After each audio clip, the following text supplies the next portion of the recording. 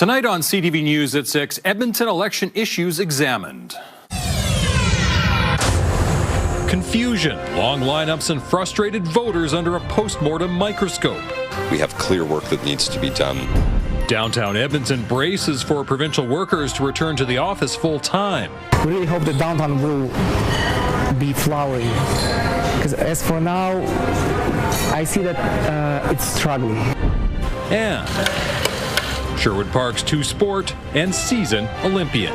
It feels like my first Olympics all over again. Warmer and a bit more sunshine in the forecast for tomorrow. In fact, temperatures tomorrow should be the first of several straight days above zero.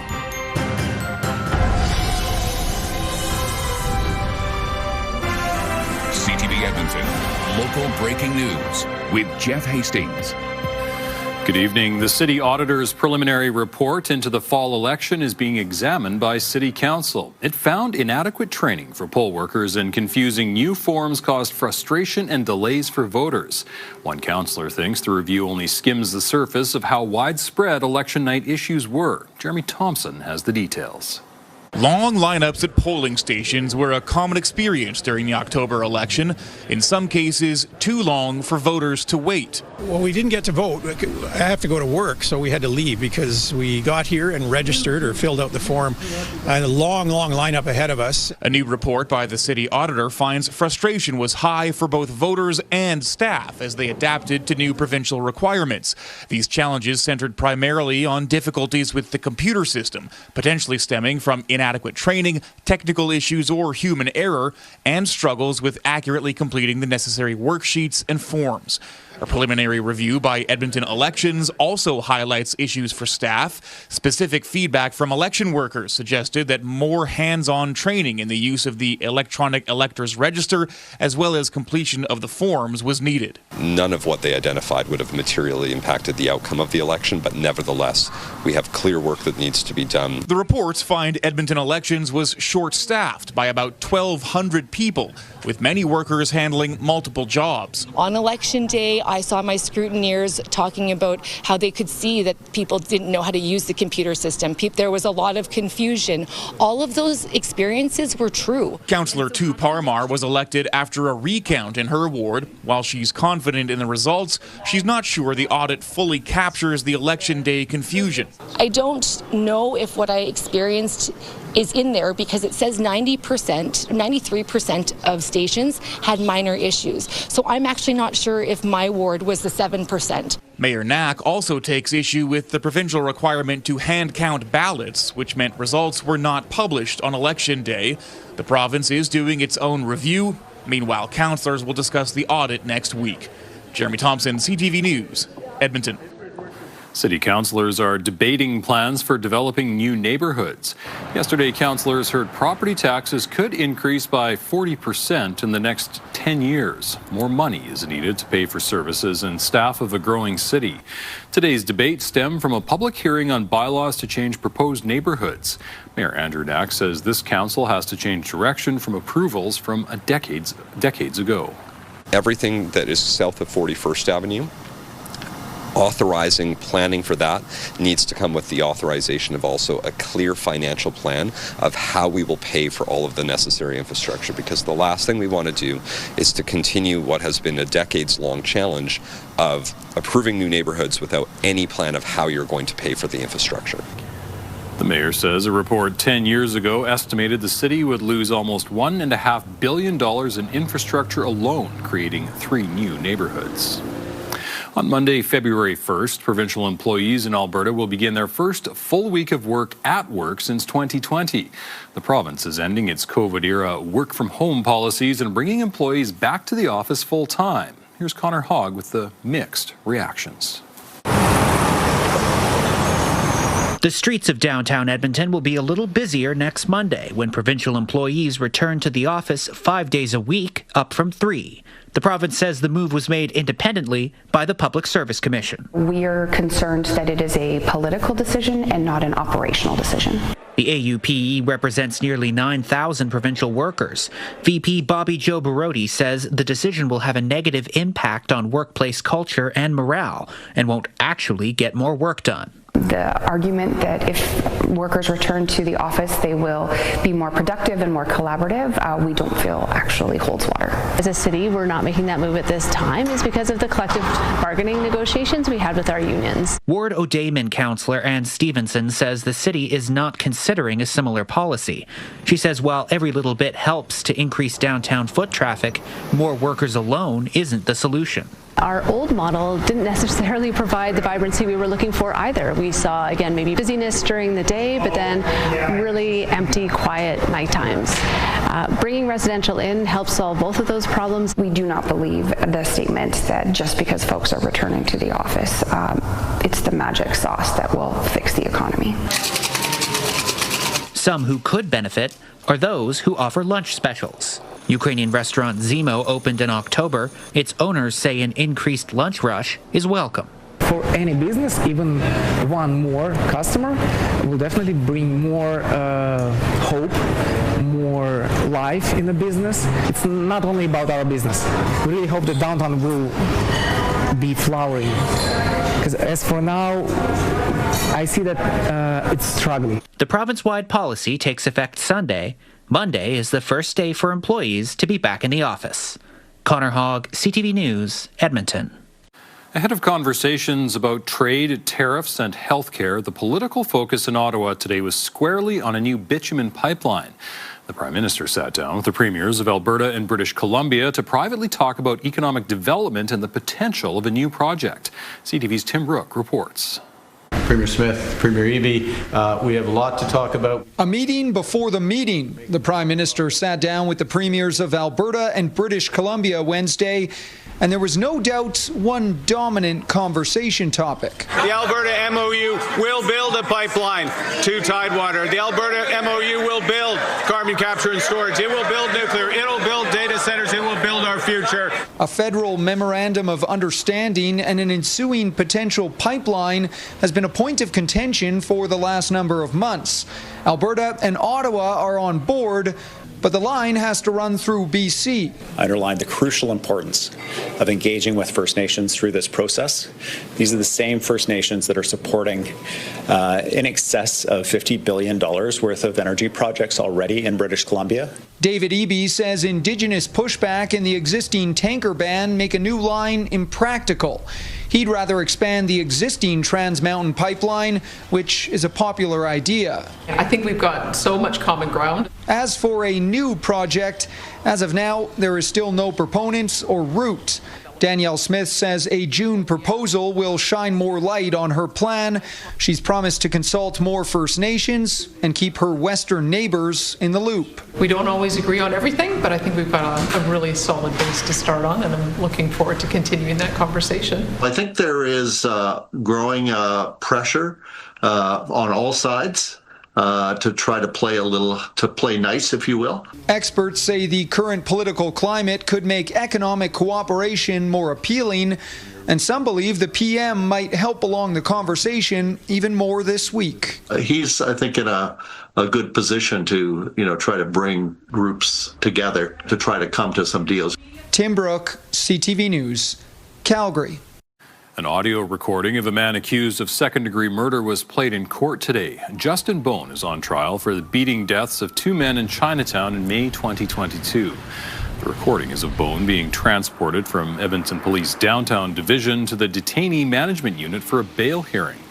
Bone can be heard groaning as well as yelling unintelligible comments throughout the recording. The officer who transported him told the court Bone had a bit of a limp and needed help getting to the vehicle. A paramedic at the detainee unit can be heard asking Bone what's wrong, and Bone said he didn't know. At one point, Bone said it's spiritual and made a comment about the devil. Several officers who interacted with Bone during that time were called as witnesses. A justice still has to determine if their evidence and recordings are admissible. An athlete from Sherwood Park will soon be one of the few Canadians to compete at the Summer and Winter Olympics. As Miriam Valdez-Carletti reports, she's trading in her bike for a bobsled. For Sherwood Park athlete Kelsey Mitchell, this is a dream a decade in the making. Mitchell first tried bobsledding after graduating from the University of Alberta in 2016. I thought maybe bobsleigh would be for me. At the time, I just wasn't fast enough or strong enough, and so 10 years later, I finally have the strength and power and was able to make the cut. Last week, Mitchell earned herself a spot on Team Canada's bobsledding team for the 2026 Winter Olympics in Milan. It's been a lot of emotions. Like, my family and friends are pumped. Like, the support has always been incredible. And to see her jump into bobsled, which she originally wanted to get into, and work hard and get to where she is right now, it's not surprising, but a huge accomplishment for herself. Mitchell is no stranger to competing on a track on the world stage. The two-time Olympian won gold for the track cycling sprint at the 2020 Olympics. Mitchell is the 14th Canadian to compete in both the Summer and Winter Olympics. It feels like my first Olympics all over again. I don't really know what to expect. I've never stayed at the Village. I've never gone to an opening ceremony, so it'll be completely different. Her skills to become a dual sport Olympian is no small feat. To see her have that focus, to switch that focus from track cycling to speed skating, pivoting to bobsled, to live her dream and live her goal and make it a reality of making the team, it takes utter commitment. Clara Hughes sits on the small roster of Canadian athletes who've competed at the Summer and Winter Olympics. I can say that. I know it. I've lived it. And she's doing it right now, and she's doing it in sports that I didn't do. So I'm a fan, just like everyone else, and super curious to see what she can do with this opportunity. I love competing. I love pushing myself. I love working with team members and just trying to be the best I can be. After Milan, Mitchell's sights are set on returning to cycling to compete at the 2028 Summer Olympics in Los Angeles. Miriam Valdez-Carletti, CTV News, Edmonton. Connor McDavid is preparing to face off against one of his Olympic teammates. The Edmonton Oilers host Macklin Celebrini and the San Jose Sharks at Rogers Place tomorrow night. It's the Oilers' fourth last game before the Olympic break next week.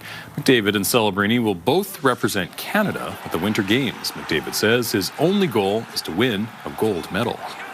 You know what, we're hockey players, and everyone understands there's day jobs and there's other jobs, and we're there to do a different job. So I keep saying, it's the biggest sporting event in the world, and to do it together with 25 of Canada's best hockey players, it's a dream come true. It really is. Tomorrow's game against the Sharks begins at 7. All right, Josh, the warm streak, or at least warmer streak, is almost upon us. Yeah, it's kind of been fits and starts here for the last few days. It was -9 on Monday, 0 yesterday, -4 it looks like for a daytime high today. We should get to about +1 for a daytime high tomorrow. And that'll be the start of, as we said off the top of the newscast, the start of a lengthy string of days with afternoons above the freezing mark. Pretty close to average for your daytime high today. 4 degrees above average for your morning low. We're at -6 in downtown Edmonton right now, -7s, -8s outside the city, and light wind. And the wind will stay light for the rest of tonight and right through the day tomorrow. There's what it looks like. Still under clouds here in the Edmonton area. That's been the case all day today. That's the shot from the CTV drone. Bridge all lit up, and we calling that lavender? Let's go purple. There have been some flurries. Jeff did not want to help me out on the color scheme there. There have been some flurries through parts of central and northern Alberta through the day today. They've kind of danced around the city. You can see we do have some light snow there in east central and northeastern Alberta. That's where most of the snow will stay for the rest of this evening here in Edmonton. There's one little pocket there that's popped up just off to the east of the city, but I think for most of the Edmonton area, it's just going to be cloudy skies through this evening and then some clearing overnight tonight. So about -8 or -9 tomorrow morning, and partly cloudy and up to 1 for a high tomorrow afternoon. Even warmer into Friday, Saturday, but a chance of some showers, maybe some freezing rain late Friday. Talk more about that later in the newscast. All right, let's go with purple. Thanks, Josh. Still to come on CTV News at 6, a closer look at the backlog in hospitals. A volunteer came and asked if I was okay, and I said, no, I think I might be having a heart attack. One reason Albertans in the Edmonton area are spending the most time waiting in the ER. So it's a flow system problem. And how much it's costing. Stay with us.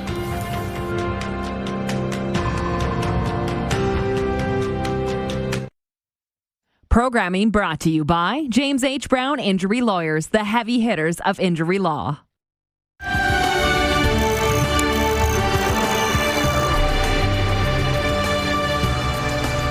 Alberta's healthcare system has been dominating headlines in recent weeks following the December death of a man in an Edmonton emergency department. In part 3 of our series on the issues facing healthcare, a closer look at the backlog in hospitals, which has been a problem for years. It very easily could have been me. Sandra Epp, among many, struck by the story of 44-year-old Prashant Srikumar, who died in an Edmonton ER last month. Epp had a similar experience to Srikumar. She rushed to the Grey-Nuns Hospital with chest pains in 2023. My legs were actually quite wobbly when I got in, so I kind of collapsed into a chair that was right at the door. And a volunteer came and asked if I was okay, and I said, no, I think I might be having a heart attack. She says the volunteer got her a wheelchair and pushed her to the front of the triage line. They did an ECG, and she says she was told it was fine, but she should still see a doctor. And then we sat and we waited for hours. I just assumed I was being overly dramatic. She says about 7 hours after she arrived, a cardiologist told her they suspected a small heart attack, but couldn't confirm it because her blood work wasn't back. She says it took another 2 hours to receive treatment after getting results from 2 blood tests. I ended up having 2 stents put in my heart. She can't help but wonder how much damage was done in the hours spent waiting. The ER waiting room, she says, saw very little movement that day. It was just very backed up. A report released last year found Albertans are spending longer in ERs than they were 5 years ago. In the Edmonton zone, the median stay was close to 6 hours, the highest of all zones. One of the reasons for that is a lack of beds. Alberta health data provided to CTV News shows, as of August, before the cold and flu season, every hospital in the Edmonton area was either nearing or surpassing 100% capacity. The Misericordia and U of A hospitals were both at 109%. The data also shows hundreds of beds taken up by alternate level of care, or ALC patients. These are patients who do not require hospital-level care and are waiting for a more appropriate place to go. So it's a flow system problem. And if we can discharge people from the hospital 24 hours a day, 7 days a week, we can provide safer care in emergency.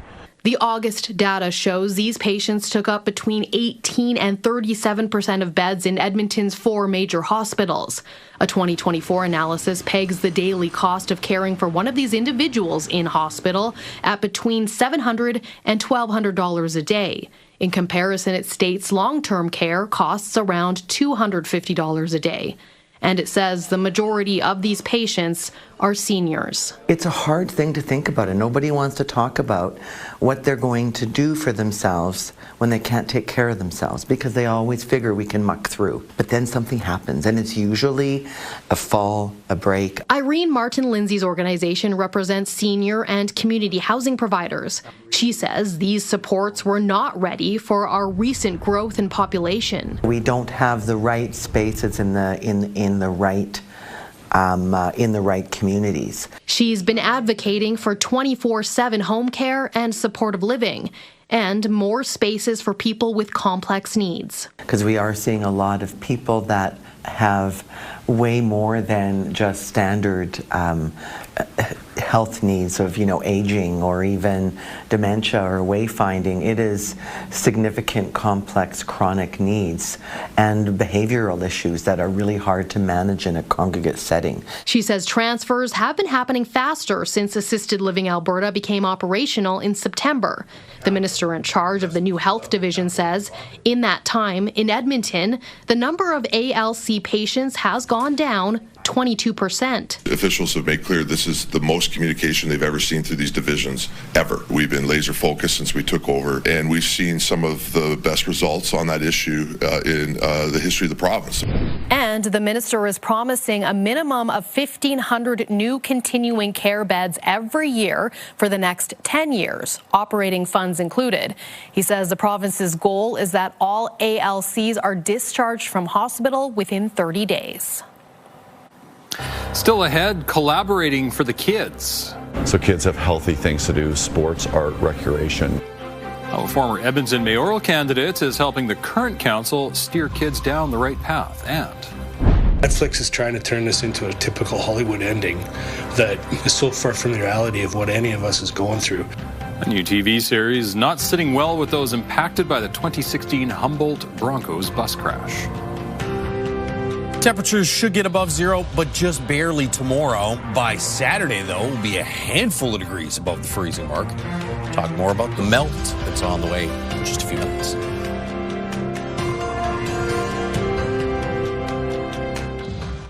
Programming brought to you by James H. Brown Injury Lawyers, the heavy hitters of injury law.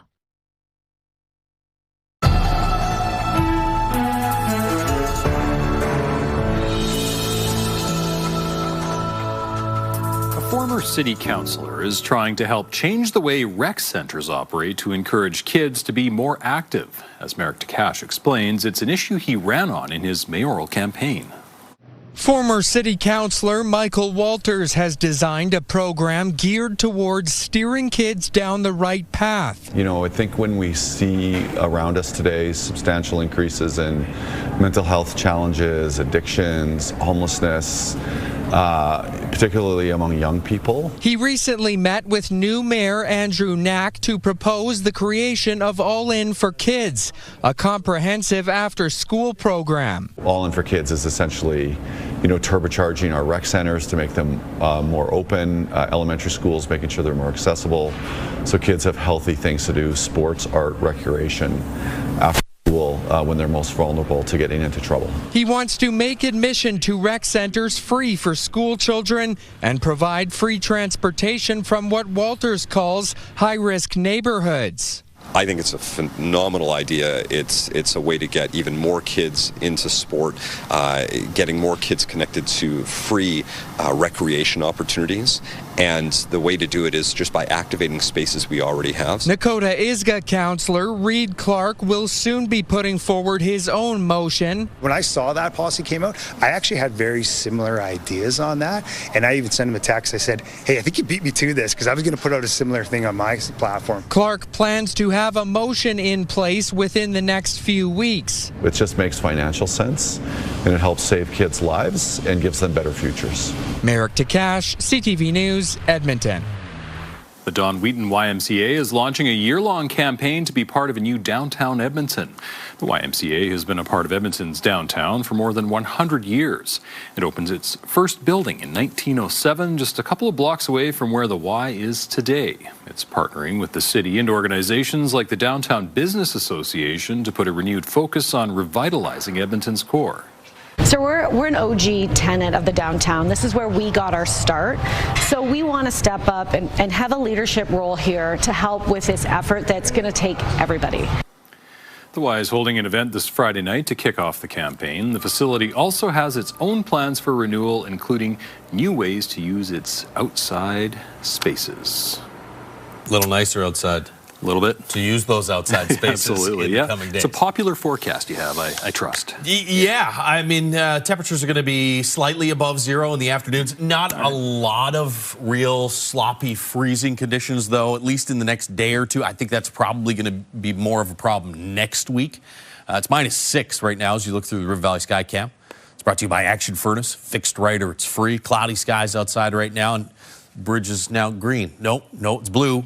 It's gonna turn purple. Betty in Red Deer says magenta was the color before.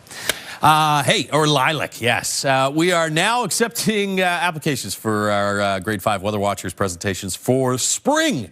If you're a Grade 5 teacher or you have students in Grade 5, you're a parent of one, Josh.Clausen at ctv.ca, and we'd love to book them in. -12 in Fort McMurray for a high today, -2 in Grand Prairie. Red Deer almost got to the freezing mark, -1. It's -4 here in Edmonton, so a little cooler than yesterday, which we expected. The real warming trend is going to start to kick in here as we hit the weekend and into early next week. But tomorrow should be about a degree above the freezing mark. There's some light snow falling in eastern parts of the province. If you zoom in on the Edmonton area, you get some light snow falling just east of the city. But this all day has kind of danced around most of the city. You may have seen a handful of snowflakes depending on where you were in the Edmonton region, but no real significant snow. Most of the area was just cloudy. It'll stay just cloudy for most of the city for the rest of this evening. Northeastern Alberta, you may actually pick up maybe 1 to 4 centimeters of accumulation here by early tomorrow morning. There will be some sunny breaks tomorrow. I don't think it's going to be bright blue skies all day, but at times you'll see a little bit of sunshine. Nice change from today. Wind should be fairly light. Temperatures a couple of degrees warmer than today. And then this is going to be a problem for Friday. So this is an early heads up. In the northwest, Friday through the first half of the day, you get a chance of some showers or freezing rain, depending on what your surface temperatures are doing. Now, even if it's not freezing on contact, once temperatures drop Friday night, anything that's wet is going to freeze over. In the Edmonton area, surrounding regions, this is going to be an evening event. Chance of some showers or patchy freezing rain. I think temperatures are still above zero, though, at this point Friday evening. And then this is the part of the province that has the greatest risk for some freezing rain, and keep an eye out for freezing rain warnings as we head through Friday night into early Saturday morning. Should all clear out of the province, though, by about 8 a.m. We'll see some clearing, it looks like, Saturday morning here in the city. -6 in Edmonton right now. It's -7 in Grand Prairie, -12 in Fort McMurray. Red Deer's dropped a degree from your daytime high. -2 in Jasper, 4 degrees this afternoon. Will drop to about -10 later on tonight, and then temperatures slowly climbing through the morning hours up to about 1 tomorrow afternoon with light wind and partly cloudy skies. 3 on Friday with a mix of sun and cloud. That chance of some showers in the evening, and then 5 degrees Saturday, but gusty. Still in the 2 to 5 degree range Sunday, Monday, maybe a few flurries Monday. And there is a long stretch of daytime highs, a handful of degrees above zero all of next week. Thanks, Josh. Family members of the victims of the Humboldt Broncos bus crash are expressing concern about a new television series. As CTV's Haley Mandrick reports, the storyline shares many similarities with the Saskatchewan tragedy. The plot of an upcoming Netflix series is not sitting right with those who have connections to the 2018 Humboldt Broncos bus crash. It felt literally like I was, punched in the gut and had the air sucked out of me. It's just, the beginning parallels our accident. Absolutely it does. The untitled Netflix series is set to follow the story of a high school hockey team that's involved in a bus crash, which takes the lives of several team members, including their coach. But some say the plotline is similar to the Humboldt Broncos bus accident that occurred nearly 8 years ago, which claimed the lives of 16 people, including Scott's son, Evan Thomas. He loved that Broncos team. He loved that group of guys. And he was just starting to get his legs, making that transition into being a young man, and he was taken from us. According to Netflix, the show is fictional and not inspired by any real-life events.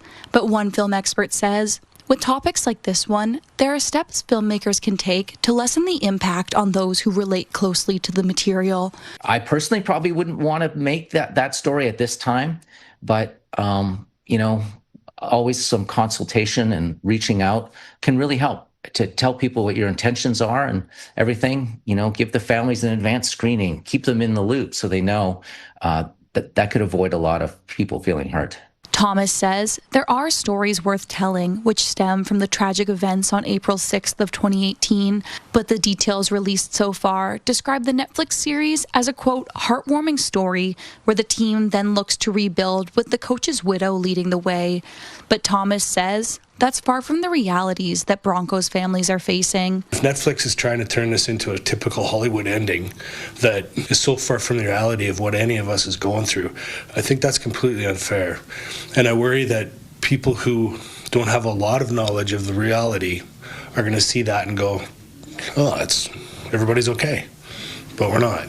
There is currently no release date for the series, but Thomas says, regardless of when it airs, his family will not be watching. Hallie Mandrick, CTV News, Saskatoon. Still ahead, anger over an ICE killing has Donald Trump's attention. I'm not so interested in a shift of tone. We just need them out of here. We need accountability for what's happened. A change in tone at the White House over the killing of a Minneapolis nurse, and if this does happen and we can post on Meta again, I think we'll be at a point where we can really start growing in even more ways than we already have. Could Ottawa soften its copyright stance, opening the door for news to return to Facebook? Stay with us.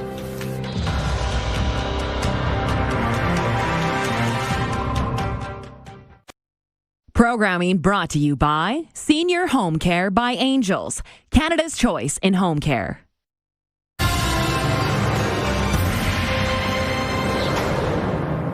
The White House is scrambling to deal with public anger over the killing of a nurse by immigration agents in Minneapolis. 2 ICE agents have been placed on leave over the shooting death of nurse Alex Preddy. CTV's Joy Malbin has more from Washington. Get back in your vehicle. Back up. The president said he'd de-escalate his immigration crackdown in Minneapolis, but on the streets, it seems nothing's changed. You're impeding a law enforcement investigation. Get back in your vehicle right now. Tensions are still high, spilling into a town hall last night. A man attacked Congresswoman Ilhan Omar. DHS Secretary Kristi Noem must resign or face impeachment.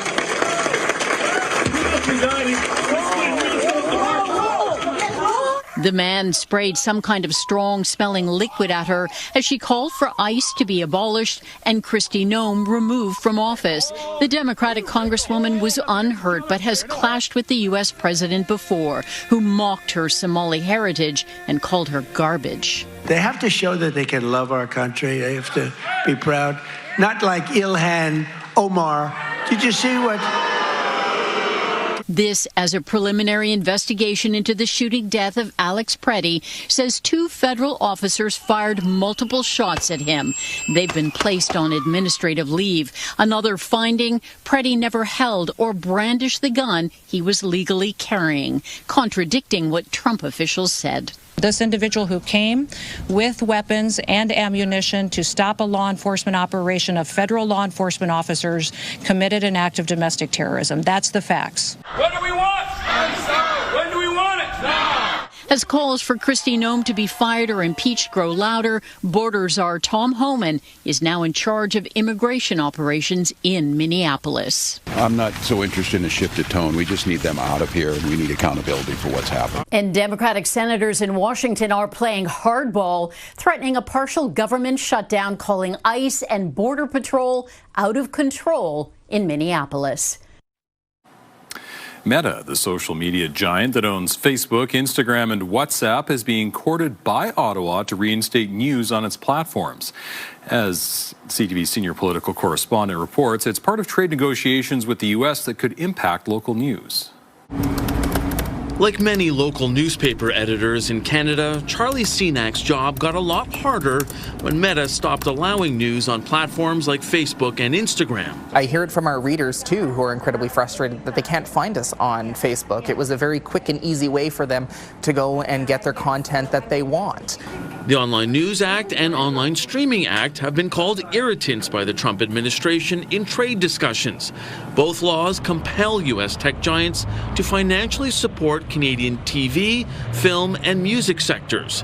Instead of paying Canadian media companies for carrying their content, all Meta platforms blocked Canadian news on sites like Facebook and Instagram in 2023.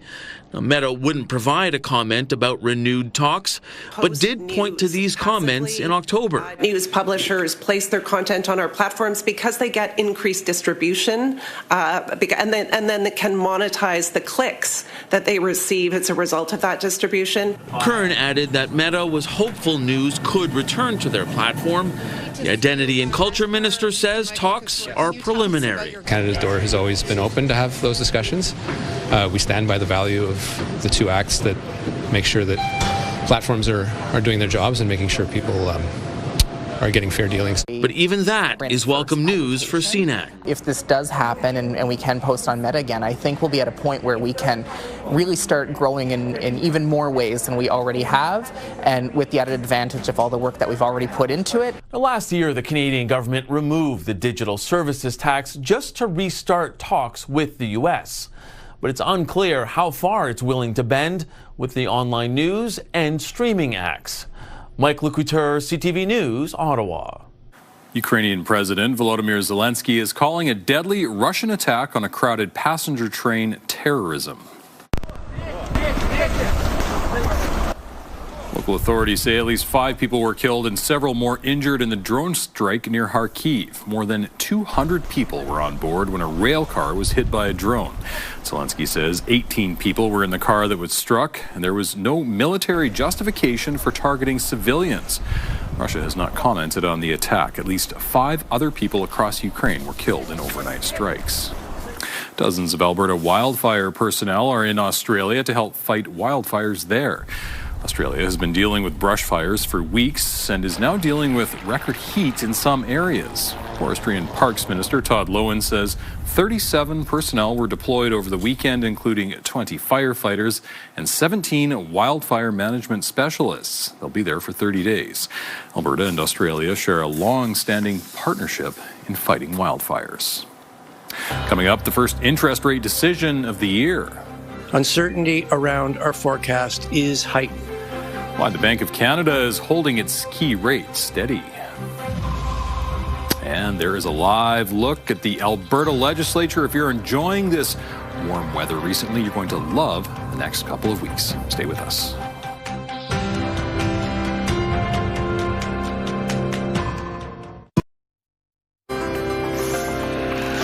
Looking at the markets, the Canadian dollar closed at 73 cents U.S. Oil was up 82 cents, closing the day at $63.21 a barrel. Gold gained $219 on the day. The TSX and Dow Jones both higher, up 79 points and 12 points respectively. Canada has signed a memorandum of understanding with South Korea. Sources tell CTV News a South Korean trade delegation, including representatives from Hyundai, met with the industry minister this week.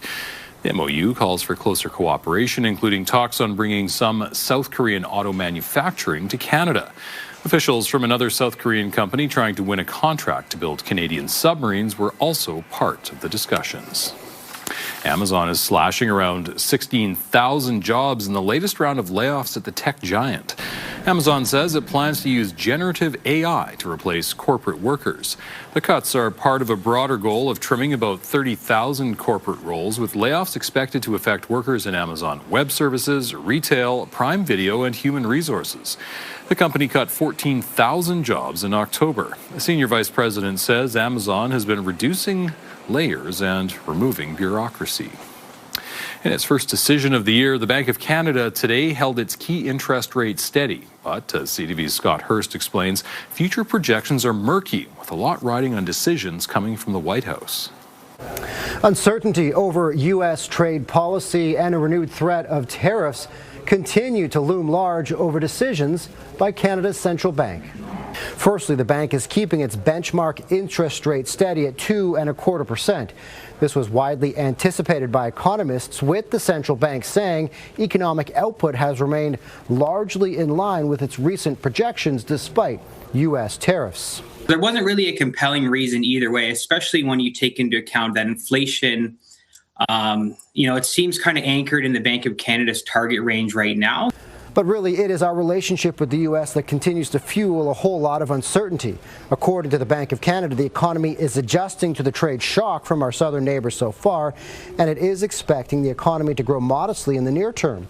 However, U.S. trade restrictions, tariffs, and questions about the outcome of the upcoming review of the North American Free Trade Pact, known as CUSMA, continue to disrupt growth north of the border and create havoc in trying to predict the future impact on Canadians. Uncertainty around our forecast is heightened. The range of possible outcomes is wider than usual. U.S. trade policy remains unpredictable, and geopolitical risks are elevated. According to a new survey out today from the Angus Reid Institute, Canadians as a whole, too, appear on edge with what's coming out of the White House. Anxiety about the Canada-U.S. relationship has 4 in 5 respondents worried about the year ahead. So amidst all the trade uncertainty and a hazy outlook for the Canadian economy, many eyes will now turn to the Bank of Canada's next interest rate announcement coming in mid-March. Scott Hurst, CTV News, Toronto. The town of Stettler is welcoming 7 new physicians. The hirings come just a few years after the area was left with only 5 doctors after several left the community or were reassigned. The emergency department was forced to close on weekends due to the lack of coverage. A nonprofit organization lobbied the town and county to increase incentives for doctors to come live and work in Stettler. 7 doctors have since been hired in what's being called a collective community effort. Everyone stepped up. Anyone that had met some of these new doctors rolled out the red carpet for them, told them how great our community is, brought them under their wing, really showed them what our community is about. Stettler is encouraging surrounding areas to fill the availability. The organization believes the space for up to 3,000 patients will be filled quickly. Still ahead, looking after Canada's hockey players. We've been at this journey independently, and so it's kind of really interesting that we've both ended up with our respective teams this time around. 2 Alberta doctors who happen to be married are headed to Italy for the Olympics.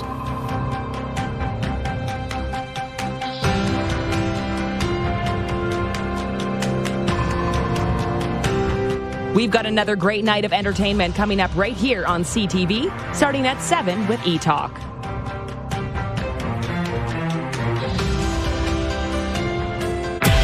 Thursday on Your Morning, the economics of separation. What impact talk of leaving Canada could have on investment and our financial outlook. Plus, we look back at the best Grammy performances of all time. Your Morning Edmonton, weekdays.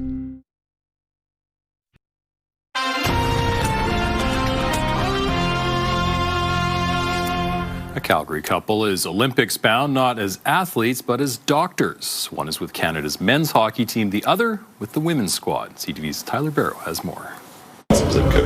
Flames forward Blake Coleman is on injured reserve, sidelined until after the Olympic break. The team's physician is working on him, but for Dr. Ian Auld, it's also warm-up ahead of the games. It's starting to get real. I'm starting to get excited. Dr. Auld is the medical director with the Flames. He has also worked international tournaments for Hockey Canada over the past 22 years, including World Juniors, World Championships, pictured here with former Flame Dion Phaneuf and last year's Four Nations Cup. Lucky to be where I am, and I worked hard for it, but it certainly is a privilege. It's a unique privilege his wife shares. Dr. Laura Benyon is already in Europe as Canada's women's hockey team's doctor.